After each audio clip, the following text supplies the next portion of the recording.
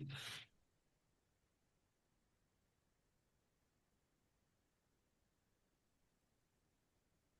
right. Can everybody see that okay? Yes. Yes? All right. So, welcome. Good morning. It's still morning, right? Yes, it is still morning. Welcome to Websites 101. This is a what you actually need and what you don't yet course for practical realities for founders, basically. So, this is kind of the beginnings and this is the basics. And no matter what's going on technology-wise and stuff like that, there are basics that actually still have remained the same, and a lot of that is what we're going to go through today. My name is Bill Cole. I own a small web development company. It's called Tiger Web Designs, and this is a free webinar put on and hosted by Common Capital. So what you'll get today is clear expectations for a startup website, what you must provide, content and decisions, uh, DIY versus hiring, somebody to do it, and a launch checklist you can use immediately, and Q&A will be at the end. So if you guys have any questions, if it's really, really specific to the slide that we're on and we're talking about something specific and you really want to jump in and ask a question about it, go ahead and do that. And we've agreed that we'll pause or answer that question if possible. But realistically, we'll go through this all much quicker if we can all just wait till the end, and I'll answer all of your questions at the end, okay? So what's the website's job? Like, what is the website for? Like, do we all need a website? Yes, we all need a website. It's a digital representation of your business. But really what it is when it comes down to it is it reduces uncertainty, it builds trust, creates clarity, and makes the next step easy. So if you do this right, that's what it comes down to. And of course, I'm talking about your customer or your client or your member or whatever the case may be. That's really, in essence, what a website is. I mean, what are visitors really looking for? So they land on your website. They want to know if you're legit, right? So that's first thing that the website does for you is it makes sure that they know that you're a legitimate business. Is this for me? Is there something when I first land on this website that says, yes, you have landed in the right place? What do I do next? So if I've landed in the right place, what do you want me to do? Right? These are very simple things that, believe it or not, are missed by a lot of people, even professionals in some cases.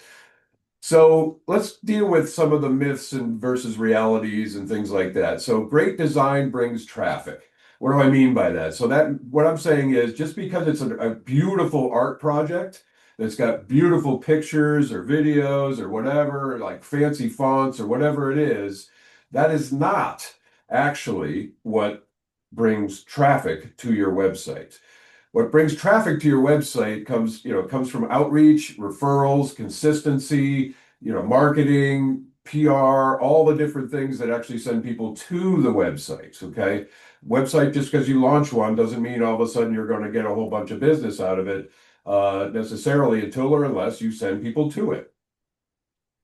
So another myth is, I need this big complicated website, right? So no, you probably don't. It's very likely that you only need the basics, and that's what we're going to be going through today. There are some circumstances where you might need, for instance, e-commerce or, a fancy calendar or some kind of major functionality that can up the ante a little bit in terms of the complexity and size of the website. But for the most part, and most of you who are founders and looking at Website 101 stuff, you don't really need a big site. Reality is small and clear usually wins. Another myth, launch means done, right? So, I launched it. Oh, finally, done with the darn thing, right? Nope. It is a living, breathing thing that represents your business. Your business is not static, hopefully, right? So your business is ebbing and flowing and growing and learning and changing and doing all these different things. So your website should grow and ebb and flow and go with you, and it should represent, and it should always represent who your business is today, not who it was 5 years ago, 10 years ago, or whatever. Okay. So that's what I mean by that. Uh, so what are visitors actually, asking, right? So are you legit? Is this for me? What do I do next? Sorry, that's the other slide we just went through. Apologize. All right, so let's get into it. So this is where the rubber hits the road, right? So probably a lot of you are looking for this information right here. So generally speaking, most websites can be, start out as a 5-page framework. Home, that's the page you land on, generally speaking, when somebody goes to your website for the first time. About, services, contact, and then, maybe there's something specific to your particular, organization, business, membership, whatever it is, or customer or client, or however it is you're looking at it. There might be a specific page that you need to talk about that specifically if it's not a service or something that goes on one of the other pages. So those are the basics. Oops, I keep hitting the wrong thing here, so pardon me. Okay, so let's go through those one at a time. So a homepage formula is pretty straightforward, or at least it should be. What do you do and who is it for? So that's the headline. The first thing that you have that one opportunity, that you have that seconds of attention you're going to get when they first land on the page. That's when you really want to make sure that you tell them what you do and who it's for. You also want to do something around 3 to 5 outcomes and benefits. So people buy benefits, not features, right? So don't lay out all of your features that you have on the home page of your website. Put the benefits. If they want to dig in and they're interested in that benefit, then you can tell them about how your features get them to that benefit. Another thing is it's really important is to put, testimonials, logos of your clients and partners and things like that, credentials. Why? Because again, a lot of those people landing, especially on your homepage, are looking for your credibility, right? So are you credible, right? How it works in 3 steps, keep it simple. Like if I'm correct, so far I'm still with you. I'm still scrolling down the page of your website or your homepage. How is it going to work? What's the simplest version of how it's going to work? Usually 1, 2, 3 is the best case scenario. And at the end of that, and the end of frankly every page, there should be what they call a CTA or call to action. So what's the primary call to action? An example of that is contact us, become a member, buy now, join our mailing list. I mean, these are all calls to action. Those are the kinds of things I'm talking about when I say call to action or CTA. All right, so the next page would be something like an about page. Why did you start? Why are you doing what you're doing, right? Tell them a little bit about yourself and why you're doing what you're doing. Again, credibility, experience, credentials, partners, any of that kind of stuff. Scream that from the rooftops because that's what's going to speak the loudest to people who are considering doing business with you. Values, your approach, right? So talk about all that. Put human photos in there so they know who you are, like they recognize your face if they see you, right? A lot of people don't want to do that for whatever reason, and this and that and the other thing. Well, guess what? If you're doing business out there, unless you happen to have a business that has nothing to do with you and they'll never meet you, which is possible, but most businesses they're going to meet you at some point or another. Then make sure they know what you look like, just your face. And give them a clear next step, even on the about page, right? So at the bottom, what's the next step? You've learned about us. What do I want you to do, right? Geez, I gotta stop hitting the wrong button there. So services page, this is assuming that you have a service. If you have products, it's that's a different webinar. We'll do something on e-commerce at some point here, something a little bit more complex. But generally speaking, even an e-commerce website also has some services to it and things of that nature. So you want to make sure your services are broken down into easily understandable categories to the people that you're looking for, right? So the bottom line is you should know who your target market is and what are the things that they're most interested in. Do 3 to 5, 3 to 7 of those. Who it's for, who it's not for. Sometimes that's helpful too. Outcomes and scope. What getting started looks like. What is it going to be like to do business with you guys? And then again, at the bottom, call to action. What's the call to action? At that point, it might be contact us, sign up for something, whatever the case may be. Make sure that you're asking for something at the end. If they've started at the top of the page and they've gotten all the way to the bottom of the page, you probably should be asking them for something at that point. Jeez. Um, And then, contact us, right? So that's the most common page, but make sure that it's done right. So make sure there's a simple form that gathers the information that you're looking for. At least a, name, email, message. Don't get crazy here. Don't make them write a book. Just ask a few key questions if you need to, but generally speaking, you want their name, their email, and a brief message as to why they're contacting you, and that's it. And then from there, you can ask them questions and do whatever you want from there. Phone is optional nowadays. There was a time when that wasn't the case, but at this point it is. Service area and hours, again, it's if it's relevant to the business that you have. Response expectation. So, will we get back to you in 2 hours, 24 hours, 48 hours, whatever it is? Set their expectations a little bit. It's always helpful because then they're less likely to be, surprised or disappointed. And then make sure whatever you're doing is secure and done right and done in such a way where you're not going to get spammed to death. And assure them that they're not going to get spammed to death either by filling out your form. Okay, so those are every contact page should have some version of that. But beyond that, there are other things that you might want to do. So the contact form obviously is kind of the primary thing, but you also might want to, in fact, I really recommend, especially nowadays, that you get an email sign up. So sign up for our newsletter, sign up for our email. Even if you don't have one of those yet, collect the information anyways, because at some point or another, you might get to the point, and I've had clients who have been in business for years and years, 10 years, 20 years even, and they simply did not collect emails. And so they want to do a newsletter. Well, that's great. Who are you sending it to? Right? So now you got to go out and try to buy a list or go back to your client list and try to, get all that organized and everything. When you're doing your website, you first start out, add a mailing list suggestion, even if, like I say, even if you don't actually have time right now to send them anything, you will probably in the future, especially if you're successful.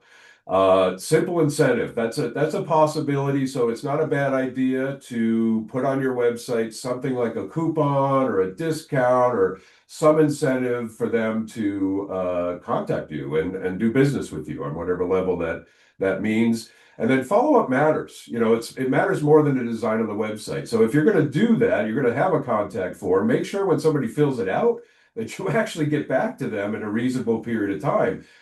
Even if it's not urgent or anything else, at least just say hi and set it up in such a way where it says thank you for your for sending us an email or contacting us. We'll get back to you in X amount of time. Or preferably would be even better, just answer the darn thing right then and there, or have somebody that can do that for you.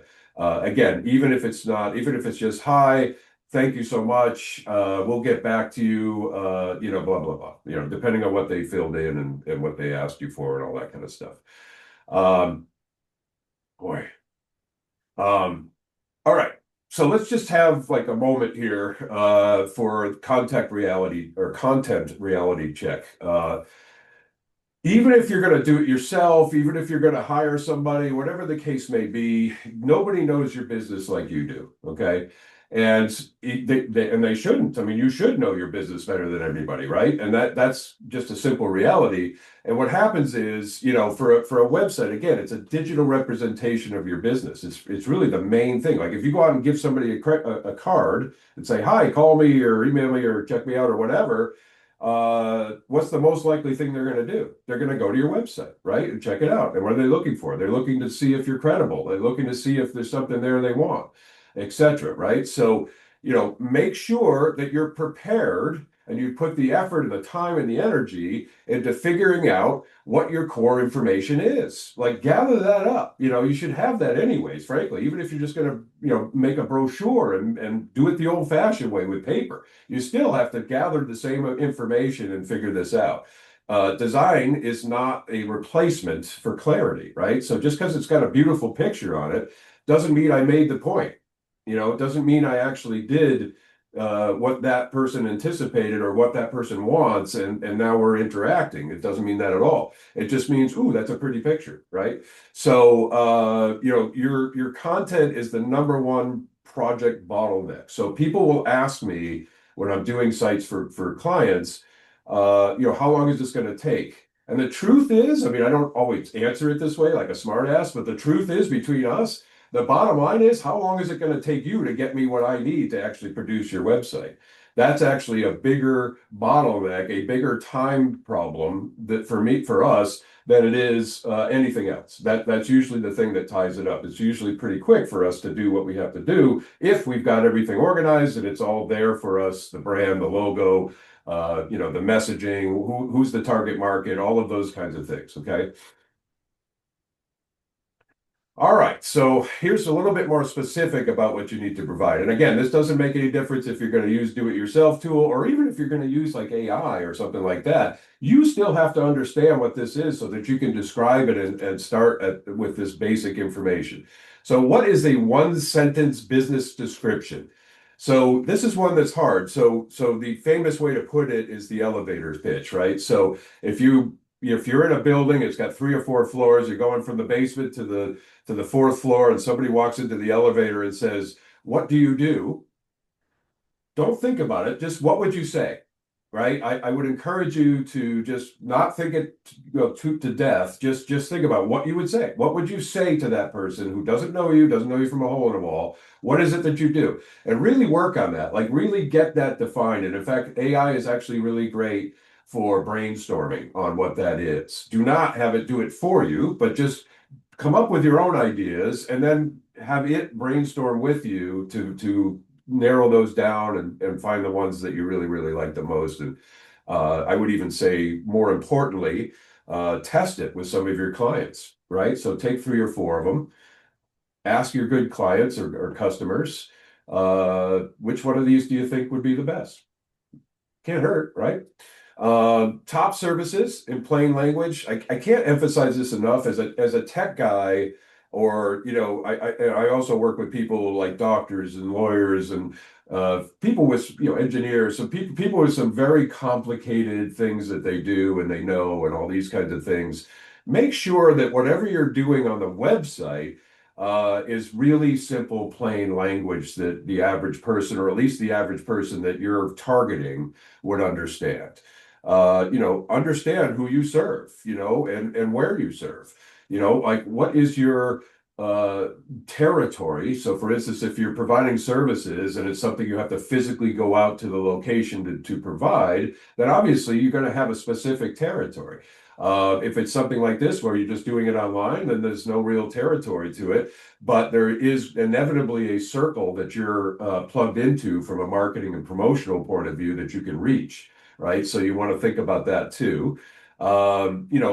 Always gather and think about reviews, testimonials, and credentials, right? Before you even start thinking about actually producing this website, what are your reviews, testimonials, and credentials? Because again, don't forget what they're looking for when they get there is what? Credibility, right? And then is this something for me? And then what's my next step? Right. So make sure you've got this put together. And again, photos, your work, your team, your space, and don't forget your contact details. You're going to have all of that. And just organize it ahead of time so that you're not worried about that or stopping the process of designing and developing your website because you don't have some of this stuff figured out yet. So that kind of pauses things and monkey wrenches things for you. All right. So, photos and visual proof. Photos, real photos that you take, nowadays, of course, we all have a camera built into our phones.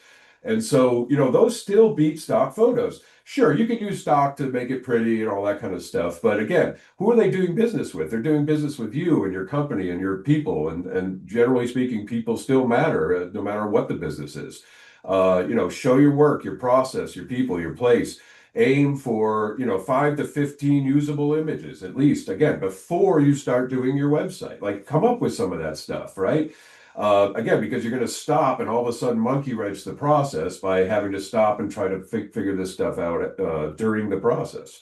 And you got to keep file sizes reasonable. This one's tough because not everybody even understands what that means. But in general, what it means is file size matters. So if you've got an image and that file size is ginormous, you should actually be able to recognize what that is.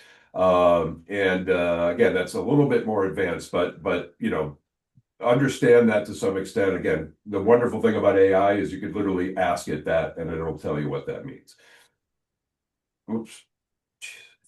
All right. So this gets into the next thing, which is SEO realities. Okay. So at early stage, SEO is still a long game. So you can't just expect or do not pay somebody who tells you that they're going to do everything right to get you ranked first in whatever categories that you're looking to rank and all this kind of stuff right away. It is literally not possible.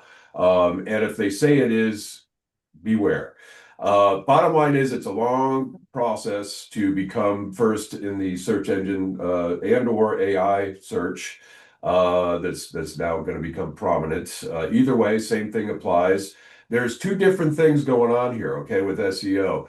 On-page SEO, which means having, really well-structured pages, using head tags, using the right type of alt tags and things and stuff like that. We'll get into a little bit in a minute. And then there's your online presence, which is external from your website. So your social media stuff, the different types of directories that you're listed on, different places on the internet that you're linked to, or your information is listed, or whatever the case may be. There's a whole bunch. And again, this is another course in of itself, would be SEO. So we can dive deeper into that then.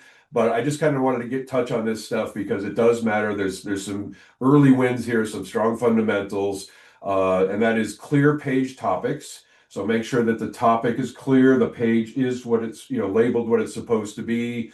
Good titles and descriptions matter, mobile friendly and fast. And make sure, this is one of the easiest things to do, or at least cheapest things to do, is make sure your Google business profile is well filled out and populated. Okay, again, with similar information that I just told you to gather for your website. Okay, you're going to need similar information to do that properly.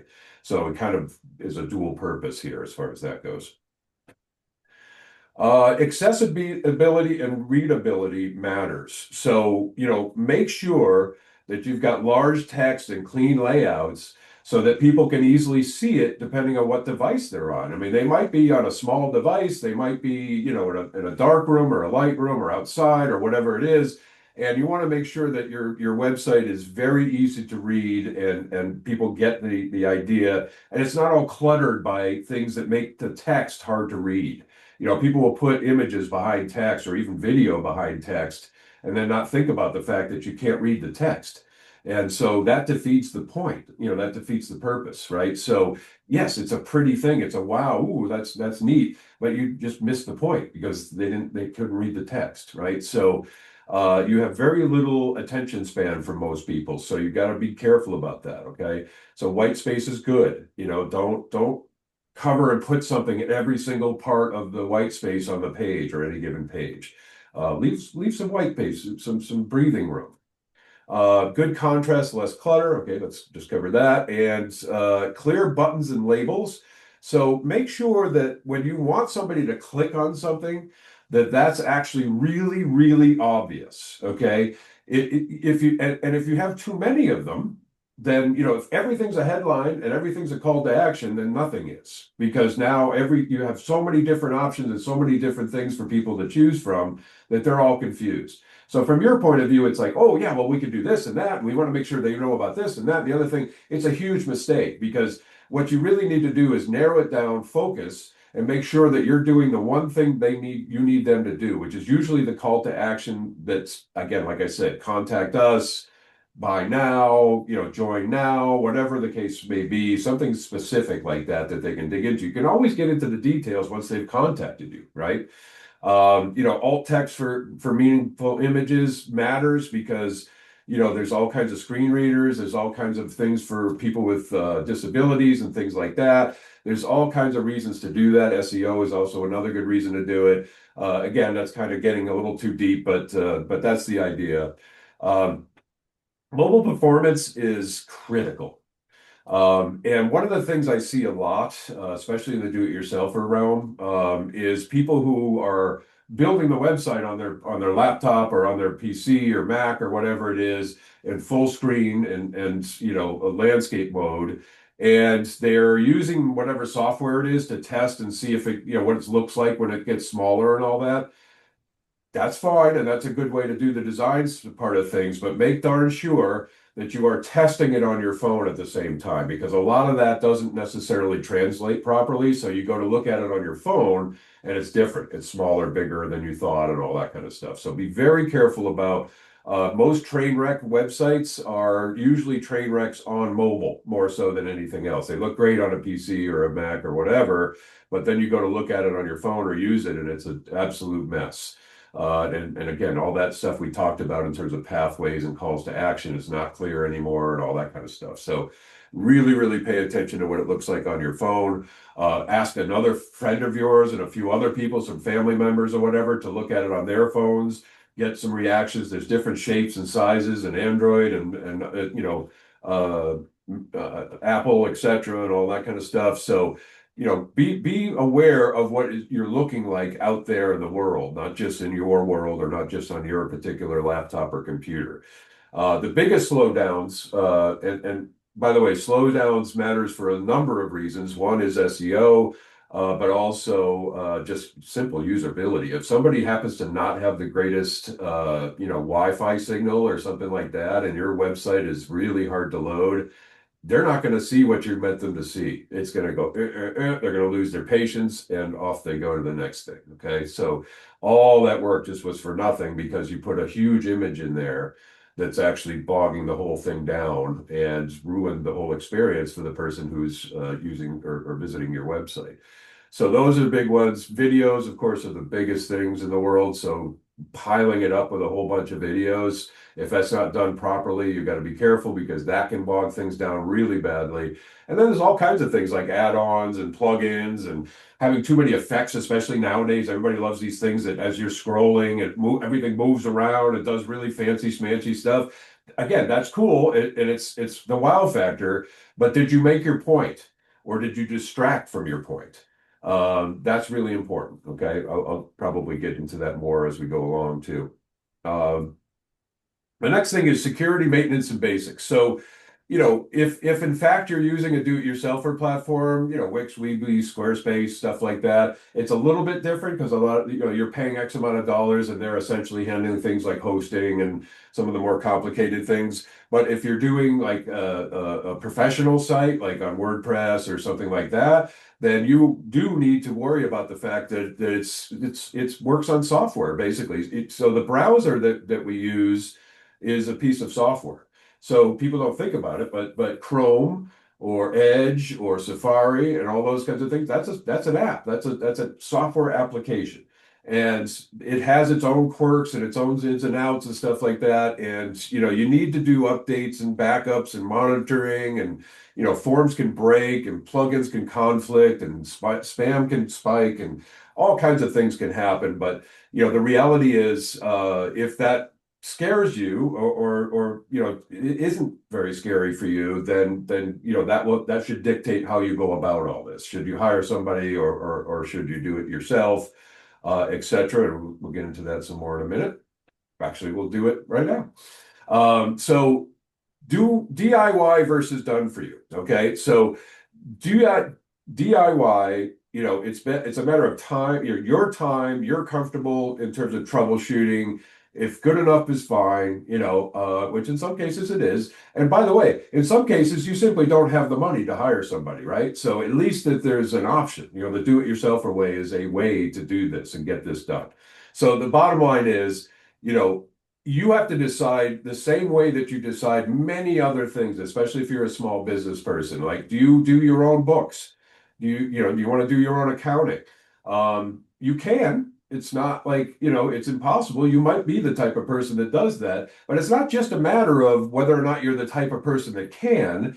The most valuable thing you have is what? Your time, right? That's literally the most valuable thing you have and the most valuable thing your business has. So you have to decide whether or not you're going to do that or hire somebody to do it. You could get financing or, to have somebody else do it if you need it, or, there's some grants and things and stuff like that. But bottom line is, do it yourself is not a bad way to start. If you have no other options, you simply can't pay somebody, and or if you just simply feel comfortable with doing this sort of work and you like it or whatever the case may be, then do it. I would absolutely encourage you.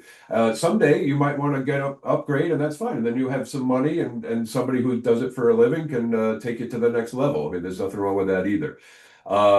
Again, credibility matters. Matters now. Time is limited. Stability matters. If that's more in line with what you want to do, then you probably do want to hire a professional to get it done and get it done properly. But either way, keep the small scope.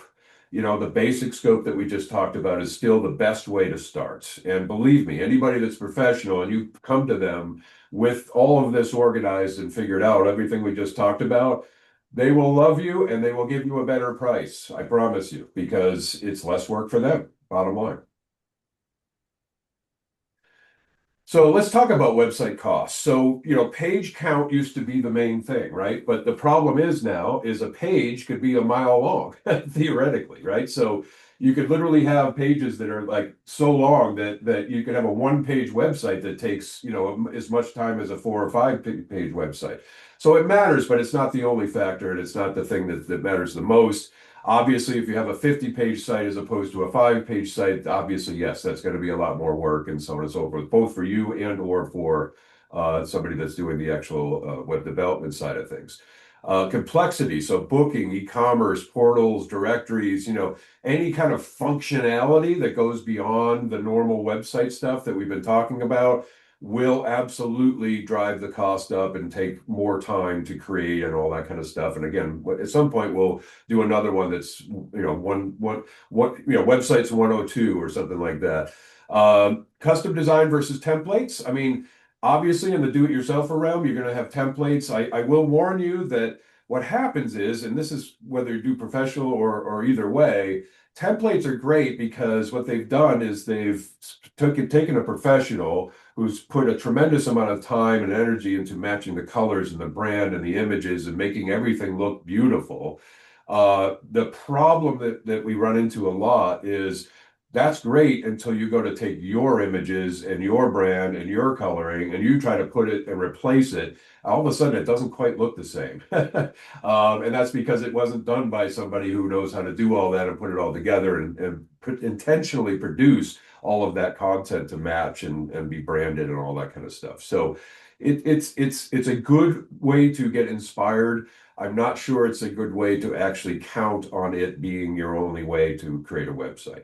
Copywriting and brand work, that's the kind of stuff that, again, either you have a professional do that sort of thing. Nowadays, of course, you could utilize AI to do some of this stuff. Just be careful and be conscious of the fact that this is your business. This is, again, representing your business. And so that matters. And it's the thing that people are going to see first when they're considering doing business with you. Obviously, photography and media. So producing great videos, producing great photography can be an expense. So keep that in mind. If you want to do something beyond the iPhone version, that's going to add some money to the equation. And support expectations. What I mean by that is if you're hiring somebody, or even if you're not, what are your expectations going forward, right? So again, when you launch the website, you're not done. It just begins a different cycle, which is now ebbing and flowing, and changing everything and keeping it up to date. And then also making sure that everything's working properly and that you don't have things working against you or that aren't working properly on your website. All right. So what you don't need yet, most likely, is huge site architecture, fancy sliders and animation and movement and all that kind of stuff. Custom features, competing calls to actions everywhere, overbuilding before product market fit. So, again, it kind of just reiterates the fact that, the art project part of things, which is what most people get into, is actually not or should not be the focus. What should be the focus is getting your message across, informing the client or the potential customer, and then call to action. What do you want them to do, and how do you get them to you to do business and turn them into from a visitor to a actual customer or client? Okay, so a quick launch list. So contact form tested to end to end. So in other words, don't just put a contact form on your website and then just leave it. Make sure you test it and make sure you send it out to more than somebody besides yourself.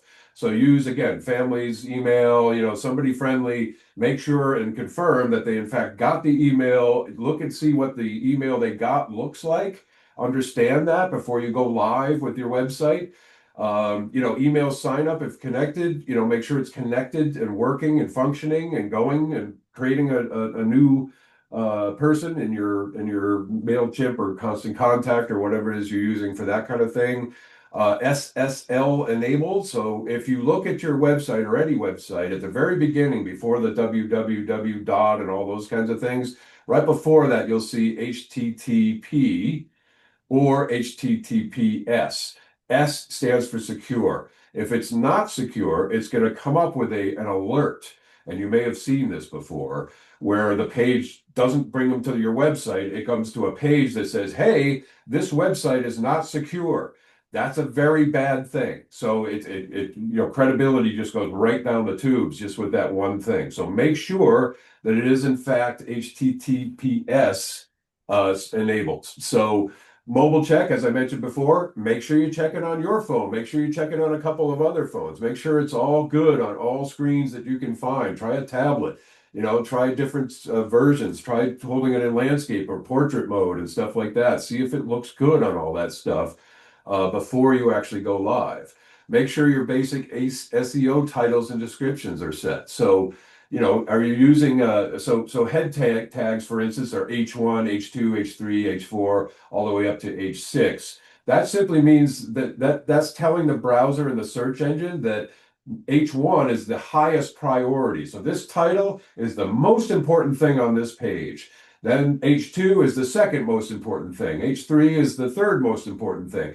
That's what it means by doing titles properly for SEO. Okay, so again, that's a little bit more complex or involved, but bottom line is the next thing is probably the thing that another thing that people just totally miss, and that is analytics. So make sure Google Analytics is hooked up to and connected to your website as you launch it, because again, trying to come back later to do that is a really bad thing, because you've just missed however long that took you to do. Like if it takes you 6 months or a year or whatever it is to finally get that done, well, you just missed all that data, all that information that could have been gathered from the time that you launched, right? So make sure that that's set up properly.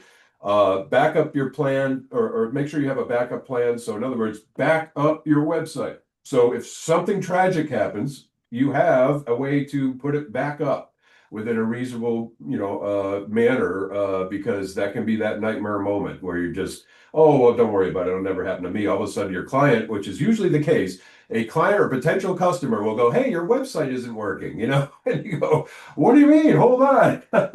So that's a big deal. And then footer info, just as kind of almost like a side note. I mean, footers matter. Like people will scroll all the way down and then realize, actually, what I'm looking for is, or geez, I wonder what their phone number is, or I wonder where these guys are located, or whatever. So rather than making them scroll all the way back up or go to a different page to find that information, make sure basic stuff is in the footer so that you understand, or so that they can find it easily, and put that footer on every single page. That way you got that covered, no matter what you do. Common mistakes, unclear headline and audience. This is the thing that, it kind of is marketing 101. It's not specific to websites, but obviously it dictates how the website process goes for you. Again, whether you're doing it yourself or whether somebody's doing it for you, you need to understand who your market is, right? And then make very clear headlines and to that audience, basically. You got to have proof. You got to have, a next step.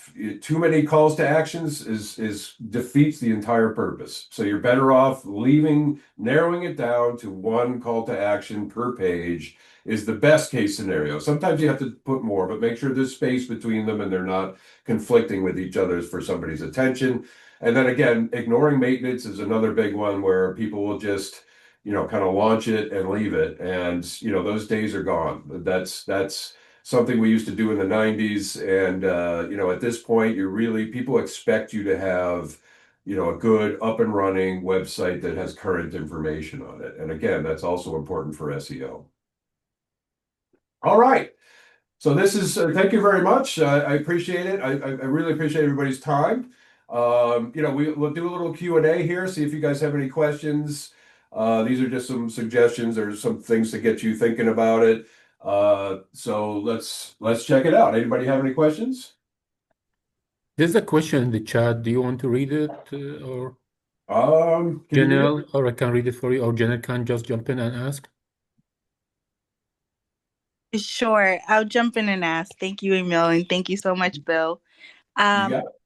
my question is, what are 3 to 5 trusted website builder platforms you believe are good for business owners to build with or on? And I Mhm, asked this question because I use a platform called Looka, and it's mhm. based in Canada. And I keep getting from like other business owners Yeah, when I'm out networking that it's not my website is not government contract friendly. So I'm yeah. to change my platform. So that's why I'm asking my particular question. Good. Great question. So bottom line is there are, and this is always, well, not always, but probably for the last couple of 2 decades, let's say, there have been, do-it-yourself platforms, for instance, Wix, Weebly, Squarespace, stuff like that. And then there are targeted platforms. So in other words, they're looking for nonprofits. They're particularly well suited to that, or they're well suited to, let's say healthcare or dental or whatever it is. So it's very hard to say, like, is there one platform that rules them all? Absolutely not. You have to do your homework and you have to figure out what your needs are. So for instance, in your case, if you're looking at that kind of client and you're getting that kind of feedback, I'm not so sure that that's just about the platform. I think that sounds to me more like a content delivery, a content layout, some of those different issues. I would definitely find out what the specifics are about that, Mhm. that isn't right or whatever, and kind of go from there. I think there is no like one, best platform for websites. And for better or for worse, it's one of those things. Uh-huh. Uh, I would, if it's for a professional business, if you have the money, of course, and I'm a little biased on this, but Mhm. I would recommend using something like WordPress. The downside to that is that you probably, well, I would highly recommend for most people that if you're going to do something like WordPress, then have a professional. Even if they're just helping you consult or coming in, on a paid for basis for a little bit of time or consulting or help or whatever, that's better. In the end, you're going to be able to grow that and you're going to be able to work with that to do almost anything you do, no matter how big your business gets and all that kind of stuff. Does that help? Yes, it does help. And I do think it's probably content too. But then I was also like, maybe I should come from Mhm. web builder spot Looker because I've been there I just got on there just to get a web page when I was starting out. Yeah, So right. I knew who I was, but I Yep, changed platforms. So I'm open to that. exactly. And it is, again, it's can you do your own books? I Mm-hmm. don't know. I don't know. Can you? I mean, is that a good idea? Maybe it is, maybe it isn't. Maybe you don't have a choice. At first, sometimes we don't have a choice. Sometimes it's you don't have any money, so you got to do everything yourself. That's the inevitable micro small business dilemma, right? So what are the things that I do myself? What are the things that I pay somebody else to do? And the platform that you pick ultimately, needs to fit that, right? So whatever it is you're going to do, and I'm happy to answer questions more detail for you if you want to contact me after this. I'm happy to kind of go through it with you. Uh, Sure. just again, just kind of on a consulting basis. But we can find the right fit for you fairly easily. And again, with AI and all the other things going on, which can be overwhelming, but it's also a really great tool. So if you understand how to use the tool, then that can really help you. Okay. I appreciate you so much, Bill. No problem. My pleasure. Thank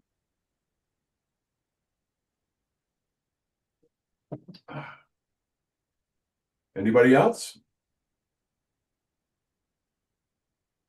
Well, Okay. do you want to mention the different platform that it is popular? Let's say what you don't need to recommend anyone, but just what's available so people can Mhm. uh, learn about them. For what? For different platforms? Yeah. Yeah. Well, So basically, Wix, Weebly, Squarespace are the three kind of do-it-yourselfer platforms. So if you're gonna, very few professionals will actually work within those. That's kind of what I mean. So those are ones that if I go to a larger, a mid-size or a larger company, they're gonna want something like WordPress or something more on the professional side. They don't like that kind of do-it-yourselfer stuff because there's limitations and so on and so forth. However, again, if you don't have the budget and you simply want to, need to do it yourself, then those are there for you to do, and they have certain limitations, and you will hit those limitations. And eventually, you got to kind of do the best you can, and then build up some money, make some sales or whatever, and hopefully kind of get to the next level. The other way to do it is again is really WordPress. WordPress is still to this day the number one platform for websites in the world, literally. End of story. There's really actually, obviously those do-it-yourselfer platforms are very, they're coming up the pike, so to speak. But it's amazing that after all these years they haven't actually dominated or replaced WordPress, and there's reasons for that. There are specific, like I said, specialty type stuff. So like Shopify, for instance, is kind of like a do-it-yourselfer for the e-commerce business. So that's a popular platform. But again, same thing applies. There's going to be certain amount of do it yourself. You're going to have to do it for somebody, or they might have somebody that's within their network that would help you do it, or you could pay them to do it, or whatever the case may be. So it's kind of depends on the specifics that, things that you're trying to do. So if it's e-commerce, it's a different thing than if it's a membership site, for instance, or something like that. There's some platforms out there. But again, I would highly recommend looking at WordPress and learning to do some of that and or hiring somebody if you want to take it, to the professional level. I think I understand the question. If I get it wrong, just say so at the end. But this is a good point. This is a little bit something I would go into in the next version, but we'll just touch on it right now. So the bottom line is this: we often find ourselves in a situation where we have, complicated or multiple services or multiple products or a lot of different options and things to offer somebody. So how do we do that? The best way to do that is what they call landing pages. So it relates to your marketing and your PR, right? So if you've got, let's just use social media, right? So if you've got advertisements or posts going out and it's saying, hey, come and buy this service, or that you're able to attract people to the service or product that you're looking for. The idea is to use that marketing to send them to the website. The website's job is to get them to you, right? So qualify them and get them to you. That's why you have a call to action. Landing pages is a way to do that without actually sending everybody to your homepage and hoping that they're going to find what they're looking for, right? So you can create a landing page that on your website that's specific to that particular campaign, so that when they click on the button on social media or whatever, or the link, they can come to this landing page instead of the home page of your website. And that landing page is specifically designed to keep them focused on whatever it is you got their attention for in the first place, and then close the deal, basically. So again, contact us, buy now, learn more about this particular service or whatever it is, whatever it is you want them to do based on the marketing and PR that you did.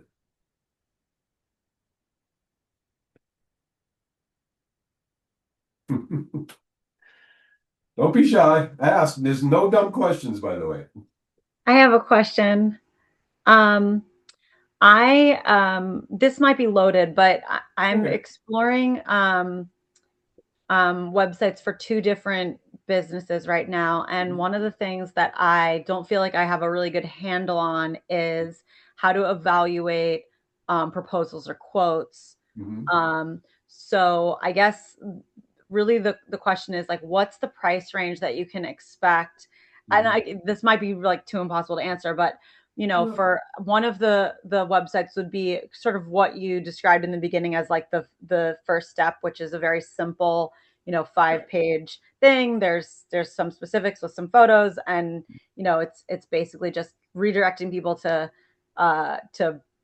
purchase on another platform Sure. where it's already set up. Sure. That's like one. And then the other one is something where there is going to be some e-commerce involved. And like my biggest thing is to make it very easily searchable. Okay. So in other words, it's a ticketing platform. So the idea would be you can search by location, you can search by genre, you can search by specific company, you can search all these different ways. So it's what we would call a directory, Yeah. Yeah. right? So you have categories and you can choose the category and see the different options within the category and stuff like that. Right, exactly. Yeah. Okay, Exactly. so actually it's not a loaded question at all. I think it's a perfectly reasonable question. And I think every single entrepreneur that ever lived has had this question, right? So Right. I think Like, how do you know when someone's giving you a quote that's yeah, reasonable? it's a very, very good question. So obviously the do-it-yourselfer platforms are pretty straightforward. There's X amount of dollars a month. And once you hit that wall of what it can and can't do out of the box, then obviously there's customization and all kinds of different things and so on and so forth. So I can't really get too deep into that, but let's just put that aside for the moment and say, okay, so the range realistically, and again, this is kind of the smart ass answer, would be anywhere from $500 to $50,000. And that's Sure. actually not a joke. That actually No, is. And in fact, they go way beyond that, actually. And you might get your nephew or your you know, your cousin or something to do one for even less than 500, actually. If you know what I mean. So if you really look at that whole spectrum, but if you're talking about professionals, generally speaking, a basic website that has like the 5 pages and stuff and everything we just talked about, like your first example, would probably be in the $3,000 range, somewhere in okay. that vicinity. Generally speaking, I mean, you know, again, there's variables all over the place, but Right. I would, my advice would be to prepare for something around $3,000, and then Yep. some kind of monthly fee to continue the service aspect. Again, for a basic website like that, you know, it could be $100, it could be $50, or maybe a little more depending on the platform and the company that you're working with and stuff like that. So that's a little bit more of a variable, but it is something that people don't think about when they're trying to do the site. They're just thinking about Right. the lump sum that they Right. have to come up with, right? So it's worth mentioning that there are ongoing realities to that you're going to want to help with, you know, when it's all said and done.